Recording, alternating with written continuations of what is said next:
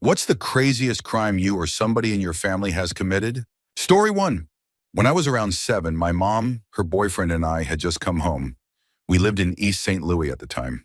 I don't recall why my mom was the only one to go inside, but she came running out of the house and told us our entertainment system was gone.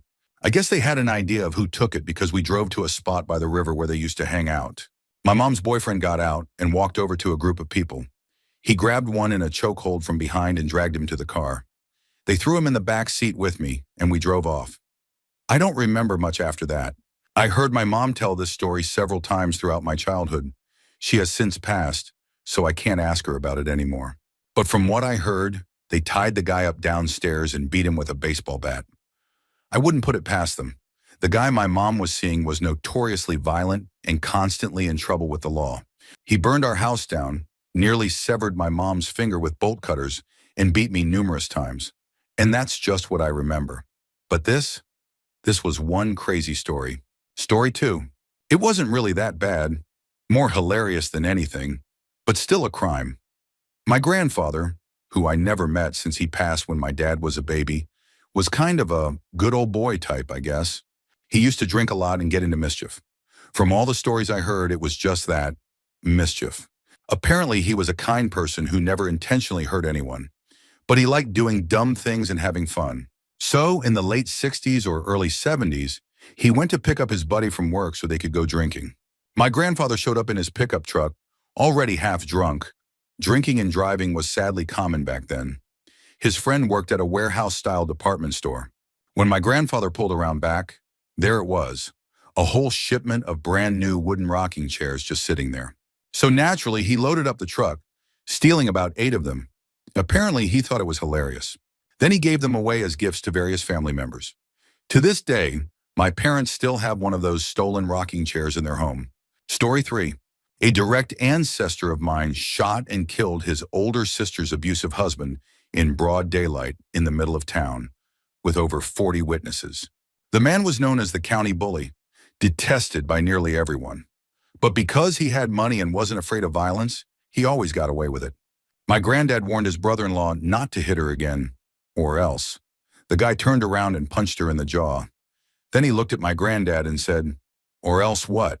Without hesitation, my granddad pulled out his S&W 45 and emptied the entire magazine into his chest. 6 rounds, right there in front of everyone.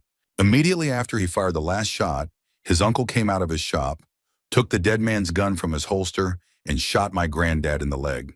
When it came time for the trial, every witness either testified that the dead man had drawn his pistol first or claimed they didn't see what happened. The jury deliberated for less than 30 minutes before acquitting him.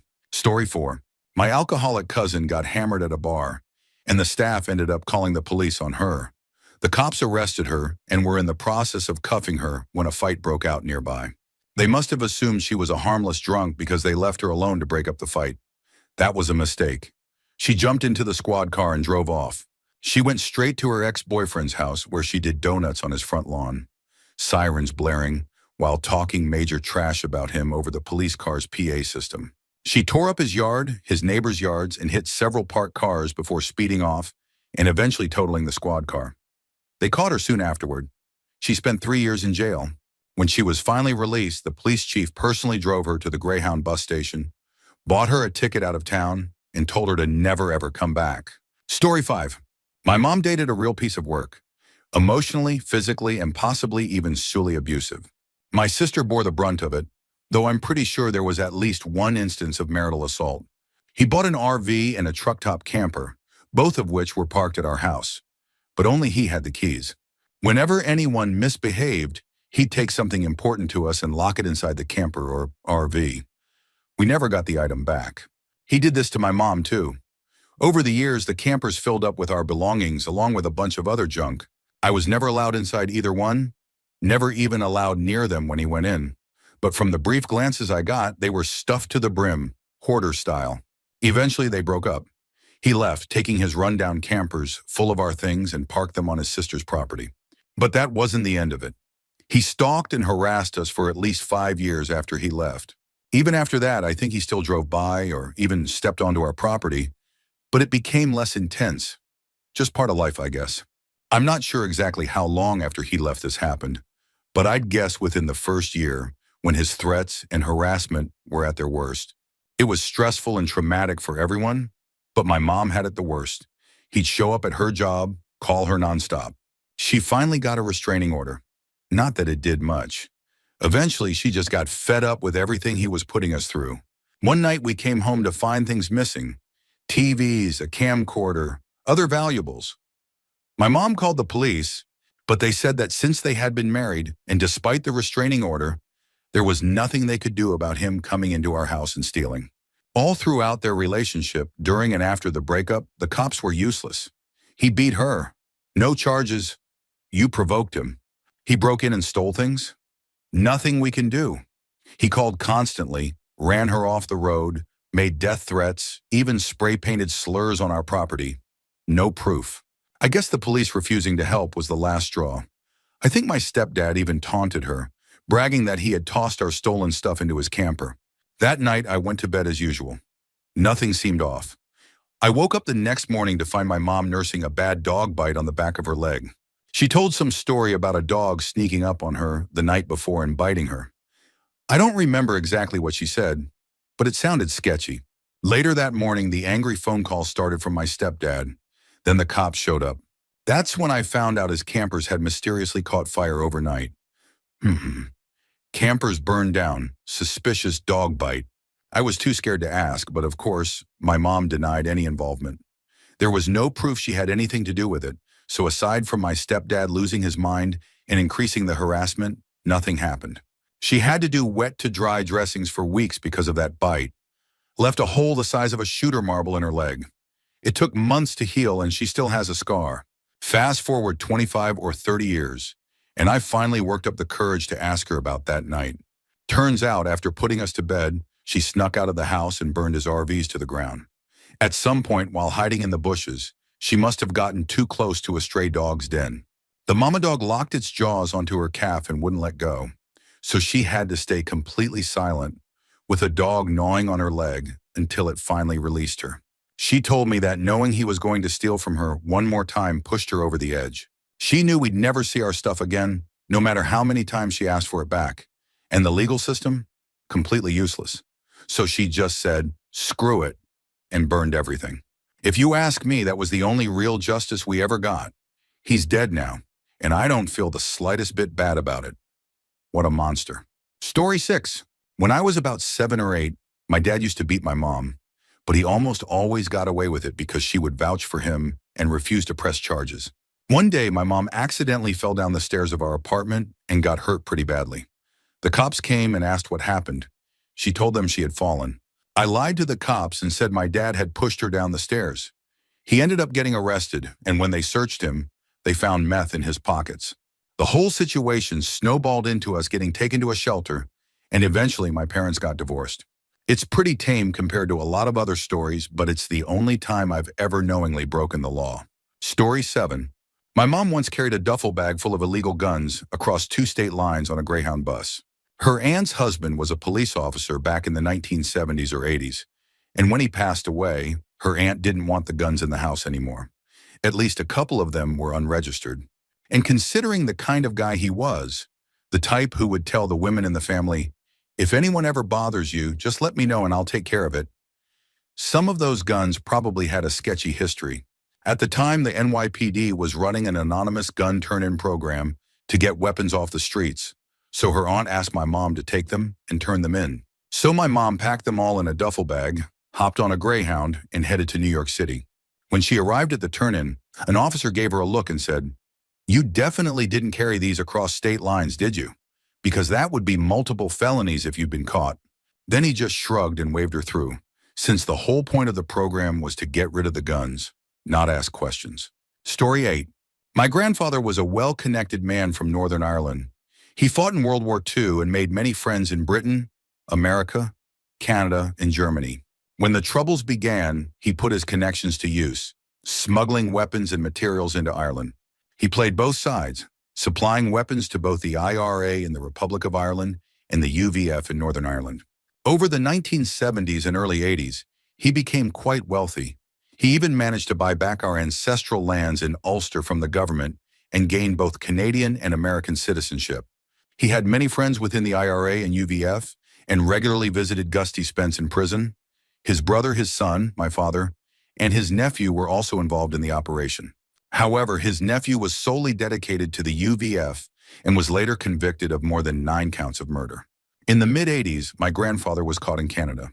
He was charged with aiding international terrorism, international arms smuggling, and having ties to the Brighton Hotel bombing, along with several smaller charges.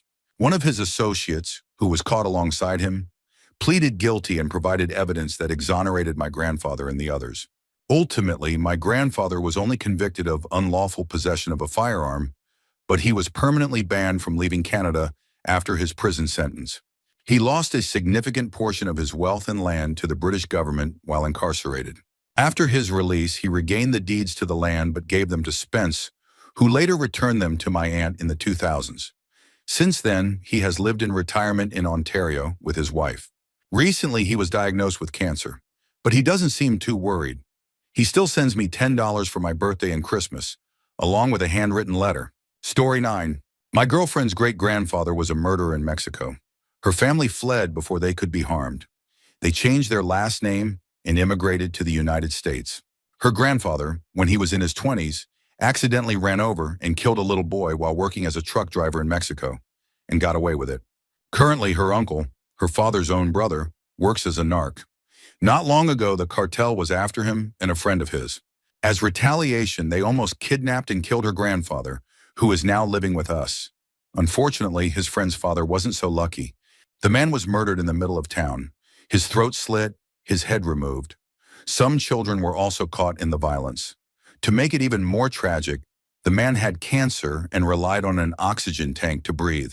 Story 10.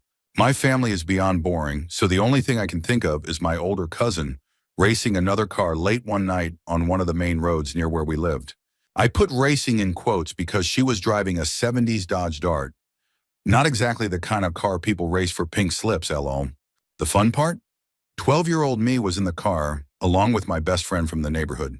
Yeah, go, go, go, that was us. Of course, a cop flips on the lights.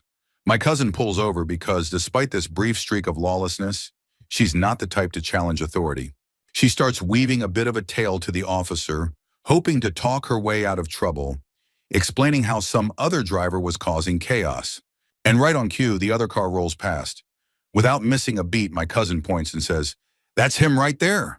Believe it or not, the cop turns, heads back to his cruiser, and takes off after the other car. As soon as he's out of sight, my cousin starts up the Dart, pulls onto the first side street, and we make a clean getaway. Story 11. In 1970, my dad had a buddy living in Boston, Massachusetts, who wanted to move back home to Ohio but didn't have a car. So my dad and his friends decided to take a road trip to Boston, party for the weekend, and drive him back to Ohio. Before leaving, they loaded a couple of cases of beer into the car. That's when their friend told them he had a surprise for everyone. He handed each of them a hit of acid and said, "This will make the trip fly by." A few hours in, they were tripping hard and had already knocked back a few beers. And then they got pulled over.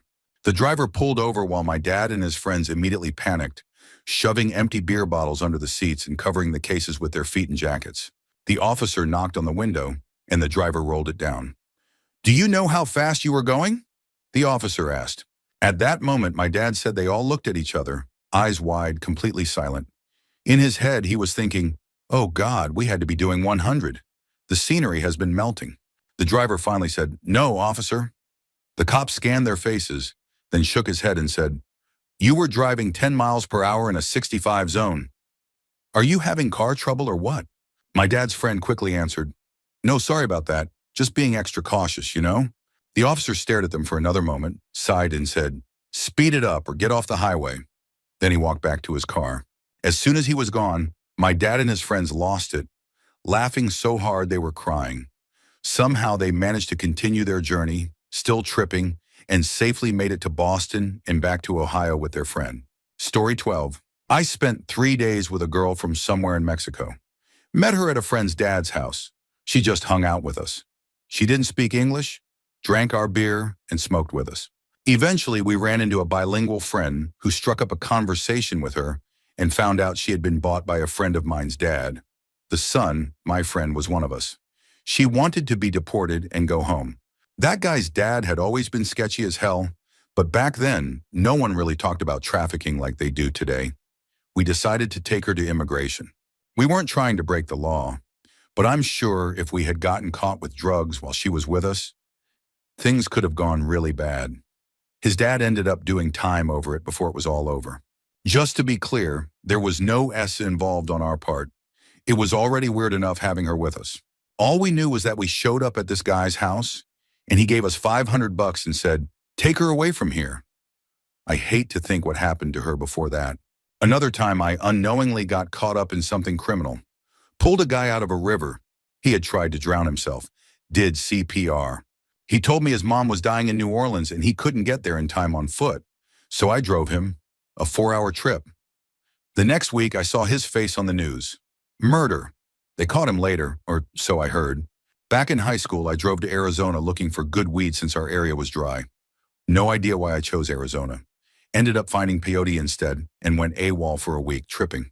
There's more, but I'm not telling it here. All this was back in the 90s. Statute of limitations and all that. But some things are better left in the past. Story 13. Technically, this was a crime, but I feel like people would be proud of it. My dad was a teenager in a small town in Kansas. While he lived there, the KKK moved in. My grandpa owned a business. Don't remember what he sold, but white people liked it. What they didn't like was that he hired a black worker. They boycotted the store until my grandpa had no choice but to let him go. After that, the KKK held a meeting in a field at night, a celebration of racism with talks of hunting the black people in town. My dad and grandpa were furious, but my dad even more so. Without my grandpa knowing, he grabbed his friends, a bunch of tractors, and decided to crash their meeting. They drove through the field, tearing up crops, destroying their burning crosses, propaganda, and even their rifles. They might have run over a few people, but I don't know. No one ever found out who did it, except my grandpa. After that night, the KKK disappeared from that town. Story 14. My mother told me my father died in a motorcycle accident. When I was 34, I inherited my grandmother's house. At 37, my neighbor casually mentioned that my father had actually died on her front porch. Turns out, my mom lied about his death. He didn't die in an accident. She murdered him. And now I'm living in the house where it happened. She claimed it was self-defense. She was never charged. However, during one of her episodes, or whatever that was, I decided to record her. In that conversation, she admitted she did it on purpose, said it had to be done, with this eerie, dead-eyed stare. But I know the real reason. It wasn't self-defense. It was about the Social Security check she was receiving. And now she still collects widow's benefits. How? She's literally getting paid for murdering someone, and I have it on video that she did it on purpose. Story 15. Back in the mid to late 90s, during the wild early days of the internet, there was a thing called the Anarchist Cookbook. It showed in detail how to make all kinds of bombs.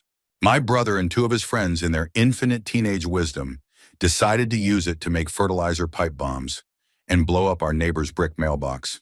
Not some random mailbox in another city. Number it was just a street over from our own damn house. Boom, mailbox blown to hell, and they got away with it. A few weeks later, the neighbor hired some workers to rebuild the brick mailbox. This was unacceptable in my brother's mind. So he and his friends went back and blew it up again the very next day after it was rebuilt. This time, someone saw my brother's car, told the neighbors. Police got involved. Then the FBI got involved. My brother was 18. The others were 17.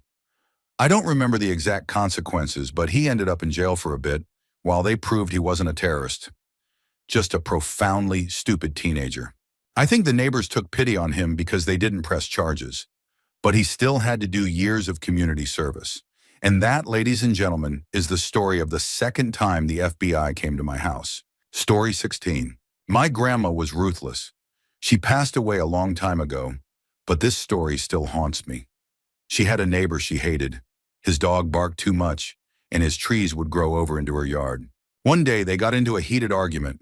She pushed him, he pushed her back, and she fell down. That was all she needed. She called the cops and told them he sexually assaulted her. They believed her. The neighbor went to prison, had to register as a S offender, had to sell his house because it was near a school.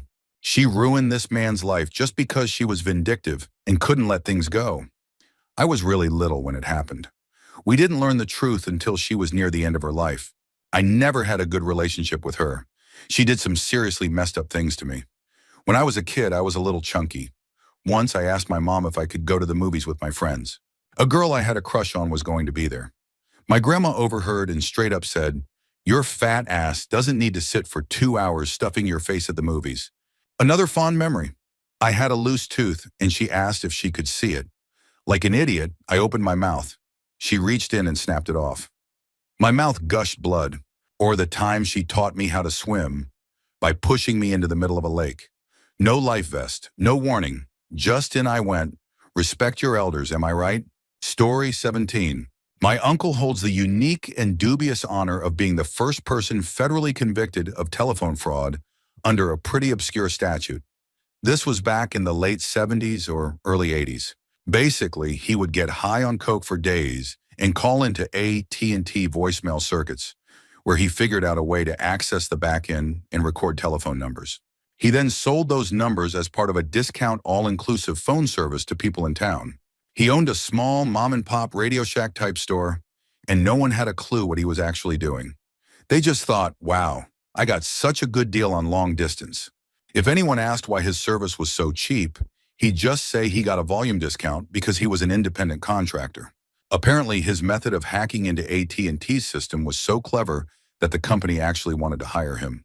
When the DA offered him a plea deal, the choice was, go to prison or work for AT&T and be on probation. My uncle chose prison. His reasoning? It's easier to get drugs in prison than it is when you're on probation. Story 18. Back in high school, there was this huge inflatable Darth Vader, about 15 feet tall, on the roof of a fast food restaurant. I had to work that night, or I definitely would have been involved in the heist. The plan? Park a car in a nearby lot, sneak through the woods, and wait for nightfall to liberate Vader. The first obstacle was the roof ladder, but a well-placed screwdriver made quick work of the so-called security measures. Then came the solid snake-style crawl to the ropes that held the Sith Lord in place. Everything was going smoothly until a police cruiser did a round while Vader slowly deflated. Nearly shitting their pants, my friends froze in place, watching as the cops drove right past without noticing a thing. Anakin was then rolled up and launched off the roof, losing the high ground again. A parade of teens grabbed different sections of his limp, crumpled body and sprinted through the woods to the getaway vehicle. Vader ended up stuffed inside my friend's closet for years. His parents never found out. I'll never forget the newspaper article or the way my parents refused to believe that anyone would do such a thing. Story 19. Turns out my great-great-grandfather got away with it. I was always told he died in jail for some crime. While doing a family tree, I searched his name in the Australian newspaper archives. First thing that popped up, charged with bestiality. Apparently he was caught by 3 railway workers in the middle of, let's just say, unspeakable actions with a sheep. Young John had been a shepherd who fled his overbearing father in Ascot to start a new life in Australia. Seems like he was cheating on his wife. At work. Lucky for him, the witnesses refused to testify in court because the details were too disgusting. So he got off again.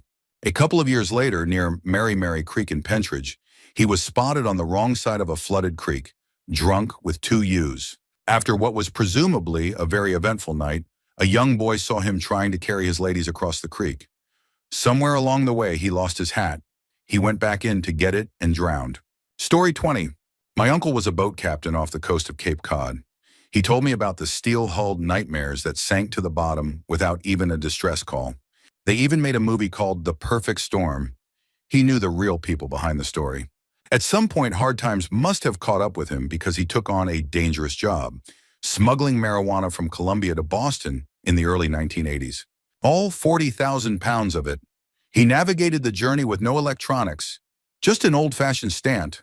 His crew spoke no English. When he thought he was about to be caught, he panicked and sank the boat. What he didn't realize was that marijuana floats. Bales of it started washing up on the beach. He swam ashore, grabbed one, and ran. He was a rugged man, heavily tattooed Italian. He reminded me of Pavarotti, but with a strangely feminine voice. He was big, nearly 300 pounds. He never set out to be a criminal, but being a busy captain in that region led to connections, and one thing led to another. Eventually, he got caught and spent 3 years in federal prison. Surprisingly, prison made him healthier. He got into weightlifting and could deadlift 900 pounds by the time he got out. He was the reason my siblings and I ended up in Maine. He passed away a couple of years ago. Rest in peace, Skip. You'd be laughing out loud at today's marijuana laws. Story 21. I was visiting friends in London and went out for drinks in the middle of the week. Since they had work in the morning, they left at a reasonable time. I, on the other hand, stayed out drinking. Around 3 a.m. in my drunken state, I had the brilliant idea to go see the Houses of Parliament. I figured it would be the perfect time. No tourists crowding the area. So I walked for about half an hour to get there. When I arrived, I noticed a big gap in the fence and thought, there's probably another fence before the actual building. So I walked through it. There was no other fence. Before I knew it, I was standing right next to the building. I started wandering around the outside, knocking on some doors to see if anyone would answer. Then nature called, and in my drunken logic, I decided to relieve myself on the wall. As I was finishing up, I suddenly heard a voice. Put your hands in the air and turn around slowly. I did as they said. When I turned around, an armed police unit had their guns pointed at me. They told me to slowly walk over to them. I answered their questions, name, address, the usual. Then the officer in charge radioed in saying, "It's just some drunk idiot pissing." He turned back to me and said, "Piss off. I can't be bothered with the paperwork." And that's how I was almost shot for urinating on the Houses of Parliament. Story 22. My uncle was a police officer in Washington State for years. He eventually worked his way up to becoming a homicide detective, spending many years witnessing some of the darkest, most horrific things imaginable. It took a toll on him, leading to alcoholism and infidelity. When my aunt found out, she filed for divorce, which sent him into a downward spiral. He lost everything: his job, his family, his stability. He tried to start over and remarried, but his new wife constantly fought with him over money. One day he snapped. He walked into a bank and robbed it at gunpoint. A police chase followed, and eventually he was cornered. He stepped out of his vehicle and took cover behind the engine, telling the officers he had a gun. One of them tried to de-escalate the situation, saying, "There's no reason for this to turn into a shootout. But if it comes down to it, I'll make sure I walk away because I have a newborn son to get home to." My uncle went silent for a few moments. Then, without responding, he opened the car door, climbed back inside, and ignored all further commands. A few seconds later, he shouted out the window, "Guess it's me then." And with that, he put the gun in his mouth and ended his own life. Story 23. This one is the craziest, only because I was so young. My dad has a long history of DUIs, but for me, it was a little different. When I was in second grade, I started breaking into houses in my neighborhood with my friends. We thought they were abandoned since they had "for rent" signs in front. We had no idea what that meant. We would go inside and vandalize them, thinking it was just fun. Around the same time, we also started stealing mail. My mom eventually found out and was furious. She called the cops on me and told me I was under house arrest because what I did was serious. She even pointed to a drone in the sky and told me the police were watching me at all times. If I left the yard, they'd come and take me to jail. My friend, who was also part of it, had a dad who worked as a resource officer at a jail.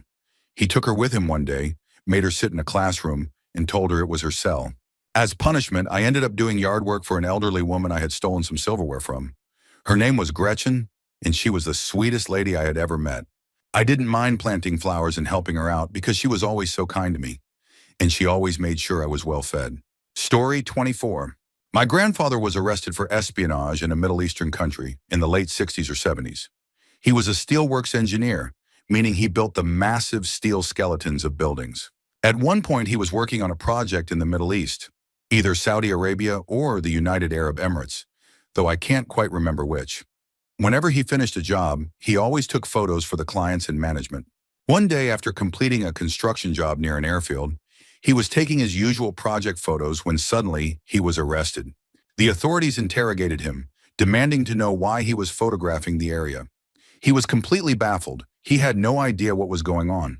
To him, he was just documenting his work. What he didn't realize was that a very important person, either a president or a royal family member, had their plane parked in a hangar right behind the site he was photographing. To the authorities, it looked like he was spying. Luckily, after a tense conversation, he was released without further consequences. He used to tell this story like it was absolutely hilarious. It wasn't until I got much older that I realized just how close he came to something going terribly wrong. Forgive my gaps in memory. I was a kid when I first heard this story, and my grandfather has been gone for over a decade.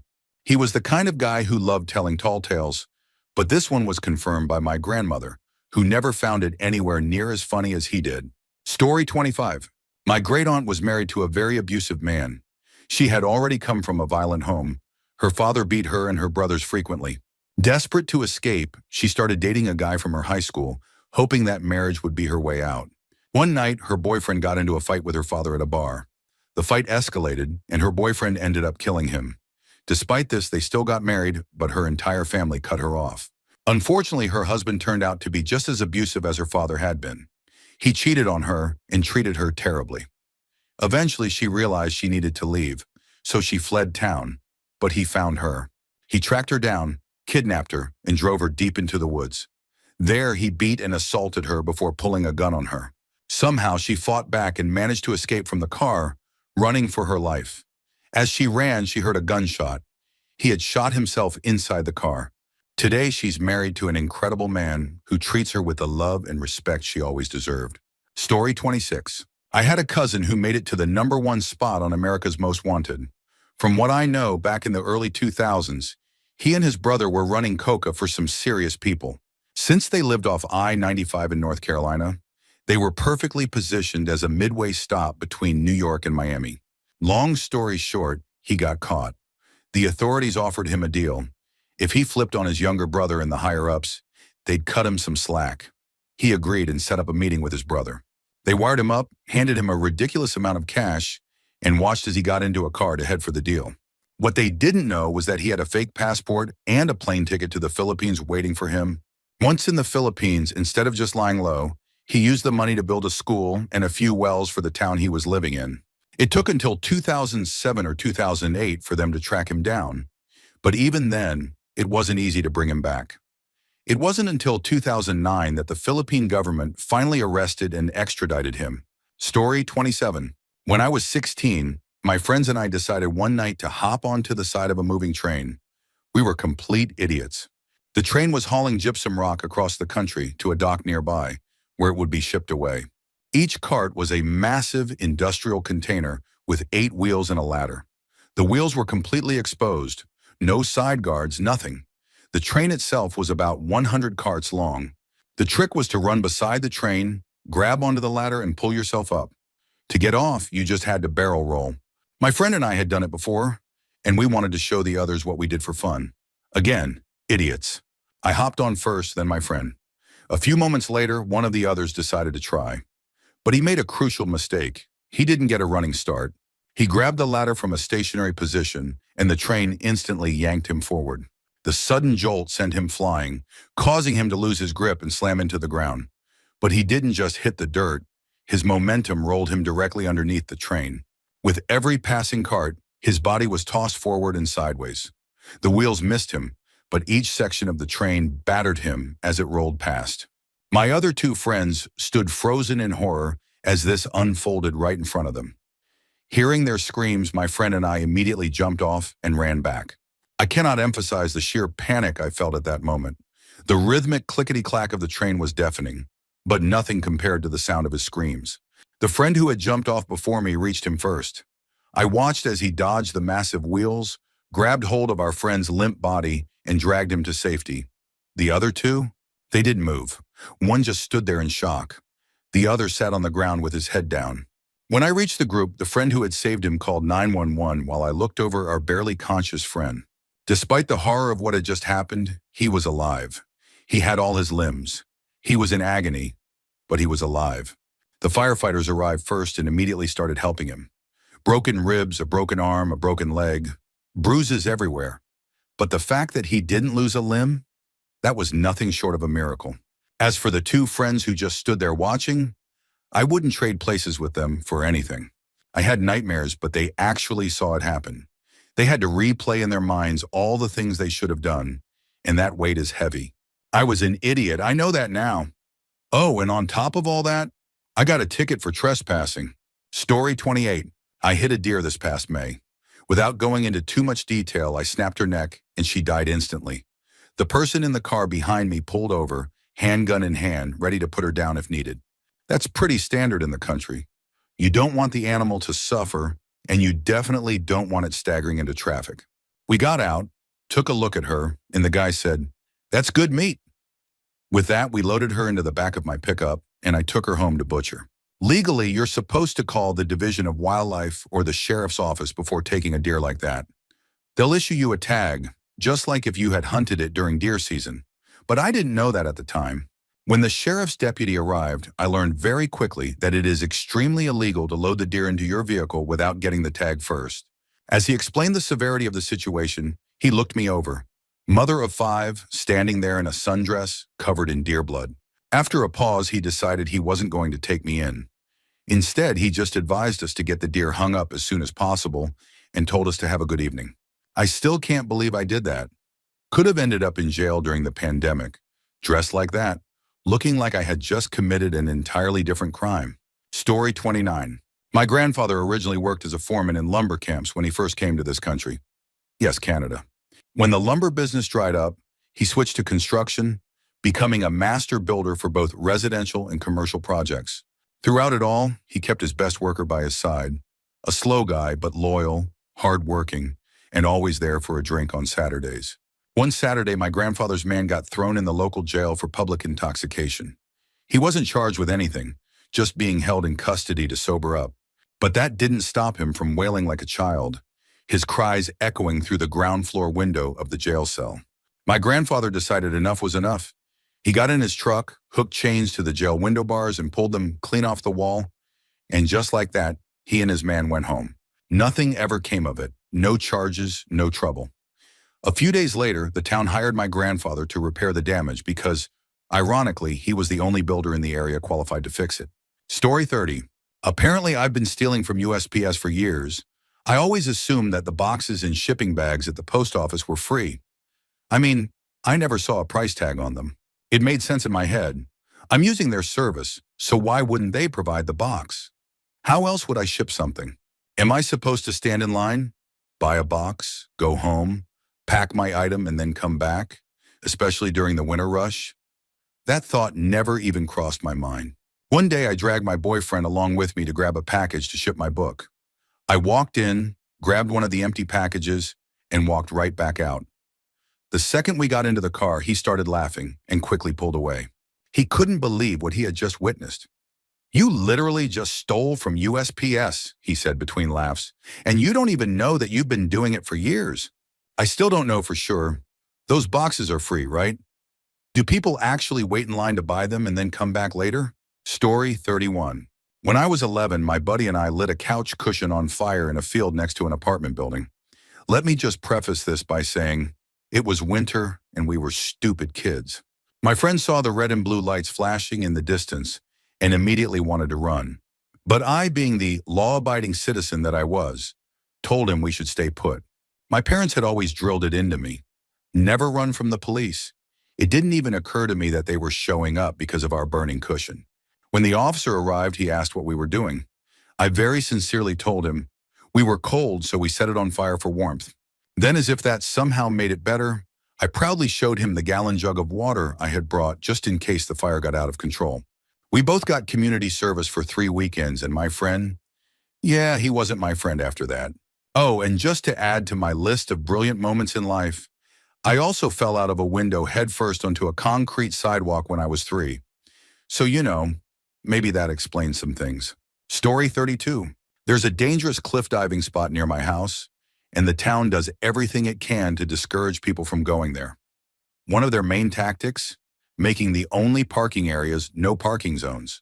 Every day, a tow company would roll in, snatch as many cars as possible, and charge $300 per vehicle to get them back. Pretty lucrative business plan on their part. But so many people went to the spot that, if you were smart, you could avoid getting towed. There were just too many cars for them to take everyone. One day, a group of us decided to go, and my summer fling at the time drove. We did our best to park strategically, but luck wasn't on our side. We got towed for the first time ever. Someone had to drive 40 minutes to pick us up, and we figured we'd deal with the car the next day. The next morning, we were leaving the area when we ran into another group of people who had also gotten towed. They asked for a ride to the tow lot, and we agreed. When we arrived, I walked into the office, hoping I could negotiate my girl's car out. That's when I noticed something: a wall of keys, and no one around. Without hesitating, I grabbed my girl's key, walked out back, found her car, hopped in, and peeled out of there. They started yelling as I pulled away, then jumped into their own car to chase me. I took a few quick turns, lost them, and that was that. They never caught me. For a brief moment, I felt like James Bond. Maybe not the craziest story, but definitely one of my favorite memories. Story 33. Not sure if this is crazy, but my now-deceased stepdad was essentially a fence. He bought and sold stolen goods from meth tweakers. His best money came from one guy who specialized in stealing farm tractors. The kind with a bucket or mower for big fields. New, used, it didn't matter. My stepdad was in his late 50s at the time, and he had connections. He knew exactly who to sell them to and how to move them through secondhand dealers. Once I visited his house. He and my mom were separated at this point, and in his garage there were 3 brand new tractors. He told me he paid $1,000 each for them. These were machines worth $30,000 to $40,000 apiece. He'd turn around and sell them for $2,000 or $3,000. So yeah, somewhere in East Texas, some lucky folks got brand new tractors for 8 to 10% of their actual value. One of his buyers? My uncle, a church deacon no less. And trust me, he knew exactly what he was buying. This was about 20 years ago. My uncle, now 85 years old, still has that tractor. I've got stories for days about my stepdad. Story 34. Every time my uncle got into an argument, I noticed his hand would instinctively drift to the pocket knife in his back pocket. I asked him why once, and he just shrugged. Well, you never know. Fast forward 5 years and I get a call from him.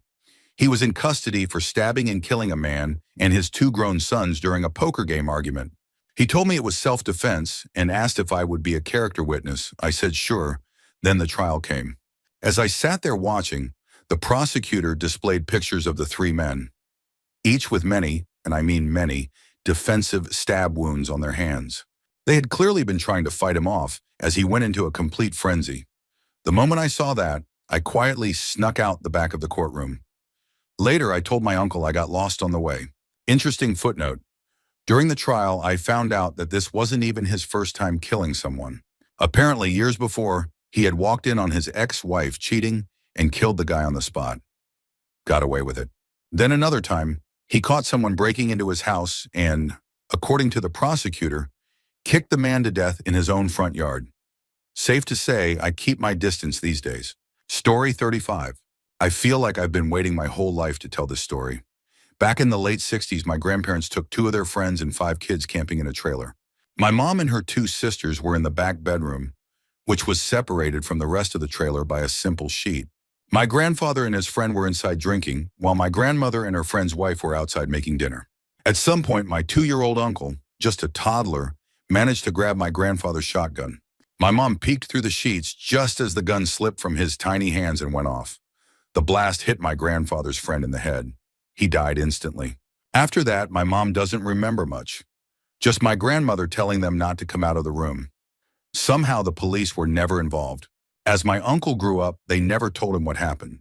He went his entire life without knowing that at 2 years old, he had accidentally taken a man's life. Both of my grandparents are gone now, so we'll never know exactly how they managed to make the whole thing disappear. Story 36. From all my tales as a wayward youth, 2 come to mind. It was about 18 years ago on Thanksgiving. I was 12. My friend and I went to Wayne State to use the computers, but we didn't realize everything would be closed. When we got there and saw that everything was shut down, we still really had to go to the bathroom. We spotted an open window that we knew led to a restroom, climbed in, and took care of business. I guess someone saw us going in and called the cops because, as I was halfway through the window to leave, I suddenly heard, "Freeze!"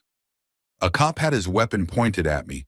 I was scared as hell, so I did what he said, got down, and they took us to the precinct. They left us in a room and told us to wait. After about 5 minutes, I got up and looked out the door. I saw a long hallway with doors at each end, completely empty. I figured they were running a skeleton crew because of the holiday. I turned to my friend and asked if he wanted to make a run for it. He was down, so we said, "Screw it," and walked out slowly. Just in case we were seen, we could say we were looking for some water. We got to the door and the coast was still clear, so we opened it and booked it, all the way back to the hood. If anyone's interested, I can tell the story of the flaming shopping cart on the frozen swimming pool, or the time we went joyriding in heavy construction equipment and crashed into trees. Story 37. I believe this would technically be considered assault. When my mom was younger, she was a bit of a tomboy. One day she was shooting her slingshot at a target when my aunt suddenly stepped in front of it. My mom doesn't remember why she did that. She asked my aunt to move, but she didn't. My mom warned her, "If you don't move, I'm going to shoot you in the head." Still, my aunt stood there. So my mom proceeded to shoot her sister in the forehead with a rock. My aunt finally moved. My mom loves telling this story. On a similar note, when my parents were in their 20s, they were at a party when a very drunk male friend kept hitting on my mom and pawing at her. My dad calmly warned him several times that he should stop, but the guy just kept laughing and saying, "I'm only joking." At one point, as my mom walked past him, the drunk friend grabbed her waist to pull her onto his lap. My mom smacked his hand away, causing his cigarette to fly straight up his nose. He immediately jumped up, letting go of her. My dad, still calm, looked at their friend, who was now frantically trying to knock cigarette ash out of his nose, beard, and face, and simply said, "I told you you probably wanted to stop." Story 38. I don't know if this was technically a crime. Maybe if they could prove intent. Anyway, many years ago, I lived in a small northwestern logging town in British Columbia. The landfill was a couple of miles away, and since it was a backwoods town, it was just an unsupervised pit where people dumped their trash and went on their way. Quite often, the town would burn whatever the scrap metal guys hadn't already picked clean. One day, I went to the landfill, and the pit was on fire. After dumping my trash, I noticed a big 5-foot-tall propane tank right by the edge of the pit. Now remember, I said this was a long time ago. I was dumb and reckless back then, and this was just a random Tuesday at 2 p.m. No one else was around. Not only was there a potentially dangerous explosive container sitting there, but when I nudged it, I realized it was completely full of propane. Someone must have dumped it because it had expired. Anyway, long story short, I heaved that thing right into the hottest part of the fire and ran back to a safer distance, a few hundred meters away. For the next 10 minutes, I stood there, nail-biting, waiting for something spectacular to happen, but nothing did. I figured maybe the valve had some safety feature that was just releasing the gas in a controlled way. So I shrugged, got back in my car, and started driving home. Not 10 seconds later, something spectacular did happen. That thing exploded like a damn WMD. I saw a fireball shoot at least 100 feet into the air, and a chunk of bicycle frame nearly hit my car. I did not stick around to see the damage. I hightailed it home, pulled into my driveway, turned off my engine, and just as I did, 4 cop cars and a fire engine went racing past with their sirens on. Story 39. My granddad committed quite a few insane crimes. One time he found a letter my aunt had written to her best friend. In it, she expressed her completely platonic love for the girl. His response? He took her to a park in the middle of the night, pointed a gun in her face, and asked her if she was a lesbian. She was 9 years old. During the Korean War, he was stationed somewhere in the South as a private. There was a higher-ranking officer who absolutely hated him. So, my granddad beat the hell out of him with a broom handle. He should have been in deep trouble, but the man in charge of the entire base happened to be from the same small town as him. Instead of facing punishment, he was quietly transferred out. Later on, he got himself discharged from the military by faking sleepwalking. He had read a book on it. Years later, he was working a night shift job, driving around a sketchy city in the 1970s. While on the road, another car pulled up next to him, matching his speed, both going about 60 miles per hour. The guy in the other car rolled down his window, pointed a gun at him, and told him to pull over. My granddad didn't panic. Instead, he calmly reached below his seat, pulled out his revolver, and shot the carjacker in the face. The other car flipped, rolled off the side of the road, and my granddad just kept driving. After all that, he somehow found Jesus and stopped drinking in his 50s. And despite everything, he was the most loving granddad you could imagine, go figure. Story 40. Late to the party, but I've got some stories. I was adopted at a young age. Left foster care at 3, officially adopted by 4. My adoptive family and counselor agreed that staying in touch with my biological siblings would help with separation anxiety and other issues. So, everything I know about my biological family comes from what I've seen, heard, or read. My mother was a hero-addicted prostitute. She did anything to get her fix, and as far as I know, she still does. She even used while she was pregnant with me. My father was a knee breaker for some LA loan sharks and gang types. That much I was able to confirm through police reports. I never got a straight answer on who he worked for, but I highly doubt he was a made man like he claims whenever he's lucid. Especially since he loved acid back in the 70s and, most of the time, thinks he's a dinosaur. Yeah, you read that right. He legit walks around with his arms like a T-Rex and headbutts anything that invades his territory, like cars and windows. From what I've seen and been told, he's mostly harmless these days. My sister, she had a chance, but she couldn't fight her addiction. She followed in our mother's footsteps. Honestly, it makes me sad. She's seen some horrific things while working the streets. One of her regulars was stabbed in the neck by her boyfriend. I don't know why, but I can probably guess. Then there's my brother. He pisses me off. This guy had so many chances to turn things around. He joined the Marines and loved it. It straightened him out in ways only the Marines can. Then he got caught smuggling drugs on Camp Pendleton. Brig time, dishonorable discharge, a few years in federal prison.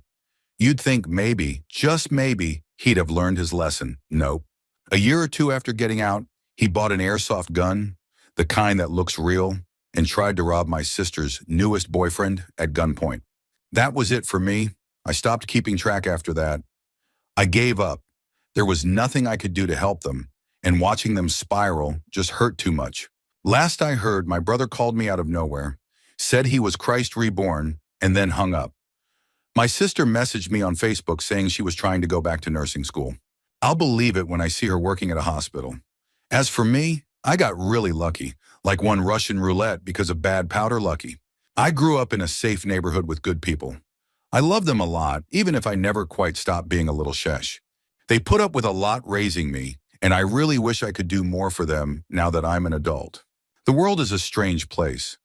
Blood may be thick, but what truly binds us is the care and compassion we show each other. Story 41. When my grandfather was a kid, he was a little hellion. One day he decided it would be fun to go blow some stuff up in the woods around his small town. So he went out, bought himself some dynamite and gunpowder, and set off on his merry way. Now you might be thinking, hey, wait a second. Was it even a crime to blow up a tree in the backwoods of Canada in the old days? Even if it was, it hardly seems like a big deal.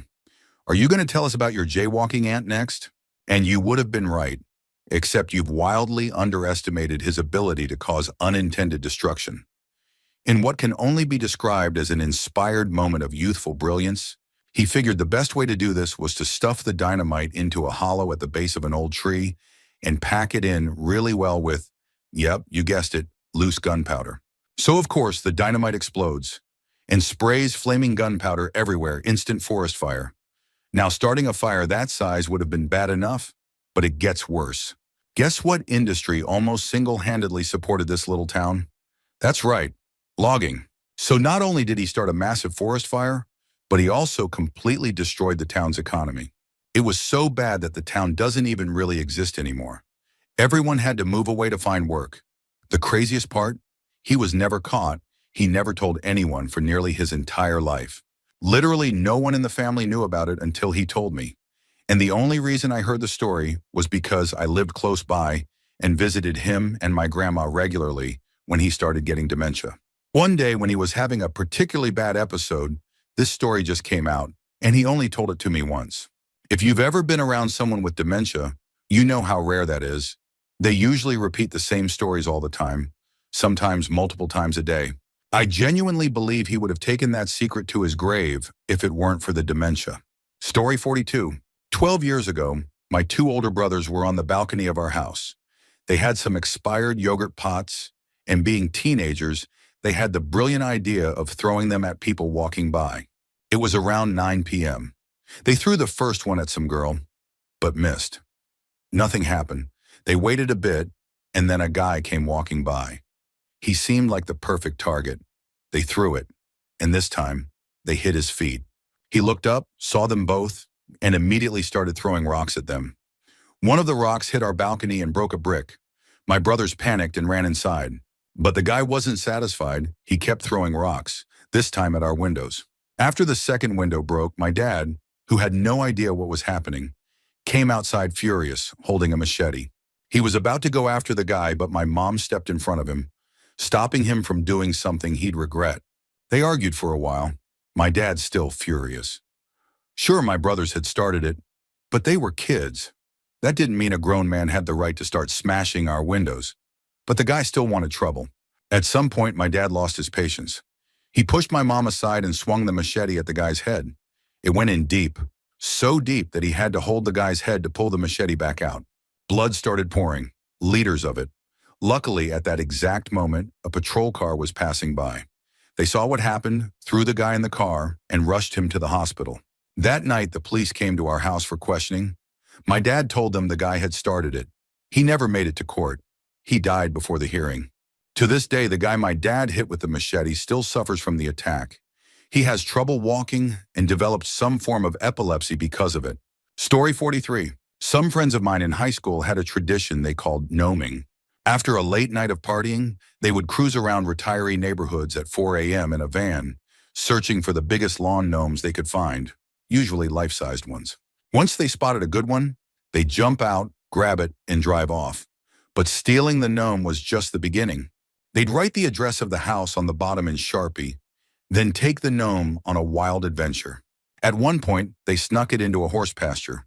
Two of them were brothers whose parents owned a business cleaning office buildings, so they dragged the gnome up to the roof of different offices. They took it to the beach. They even drove it around Tampa Bay in a convertible. And always, they had a Polaroid camera with them, snapping pictures the whole time. These guys became legends at parties. Everyone knew them as the gnome guys. Drunk high school kids would take turns posing with the gnome until the Polaroid film ran out. Then after a couple of weeks, they'd put all the Polaroids into a plastic baggie, tape it to the gnome, and, under cover of darkness, make another 4 a.m. run back to the same neighborhood to return it. Imagine being one of those old folks, waking up to find your missing gnome back in its usual spot, except now it had just returned from a wild trip, complete with photographic evidence of its time partying with a bunch of crazy teenagers. Story 44. My great-grandfather spent most of his life in West Virginia in the late 1800s and early 1900s. When he was a young man, he had a run-in with two older guys who confronted him over something. I can't recall what. He told them to leave his property, and he warned them, if they were still there when he came back, he'd shoot them. Then he went inside, grabbed his shotgun, walked back out, and sure enough, they were still standing there. Without a word, he raised his gun and shot the closest one. The other guy took off running, and even the one who got shot must not have been hit too badly because he took off too. Adrenaline is a hell of a thing. Fast forward 10 to 15 years. By that point, my great-grandfather had built up a small chain of auto parts stores. One day my grandfather, who was about 10 years old at the time, was working the front counter when a man walked in.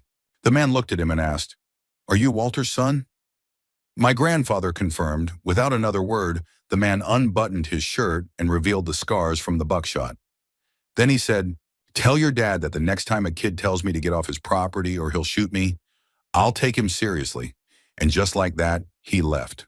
I guess the guys were trespassing, so maybe it wasn't technically a crime. Either way, I love the story. That guy ended up becoming one of their most loyal customers for the rest of his life. Story 45. My dad is a Vietnam veteran with severe PTSD. For years, he was prescribed Xanax and was also a heavy drinker. One night, I woke up to 50 missed calls from my mom. When I finally called her back, she was freaking out, saying my dad was in a standoff with the police. I jumped out of bed and rushed over. By the time I got there, the entire street was shut down. A whole mile blocked off, streetlights shot out. My dad was inside, pacing around the living room with the curtains wide open, fully visible in the sun window. He had an AK, a bulletproof vest on, and a ton of guns inside. SWAT was about to go in. Then out of nowhere, my dad suddenly snapped out of his blackout, picked up the phone, and called the police himself. He told them he knew he had messed up because, his words, "There's a bunch of cops outside." When they asked for his name, he calmly responded, "Lee Harvey Oswald." Probably the craziest crime anyone in my family has ever been involved in. But after that night, he never touched Xanax or alcohol again.